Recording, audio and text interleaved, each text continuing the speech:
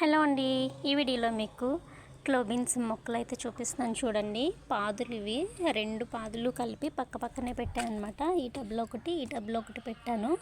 చక్కగా ఎదగడం అయితే చాలా ఫాస్ట్గా ఎదుగుతున్నాయి. ఎదుగుతమే కాకుండా ఫ్లవరింగ్ కూడా చూడండి ఎంత ఫాస్ట్గా వచ్చిందో. నాకు ఈ ఆకులు కవర్ అయిపోయి కనిపించలేదు. ఇప్పుడే నేను ఏమన్నా పురుగులు ఉన్నాయేమో చెక్ చేయడానికని వచ్చాను. చూసేసరికి నాకు ఇది సర్ప్రైజ్ అనమాట. చక్కగా 2 ఫ్లవర్స్ ఉన్నాయి. ఇంకా అక్కడక్కడ పూత కూడా కనిపిస్తుంది మధ్య మధ్యలో.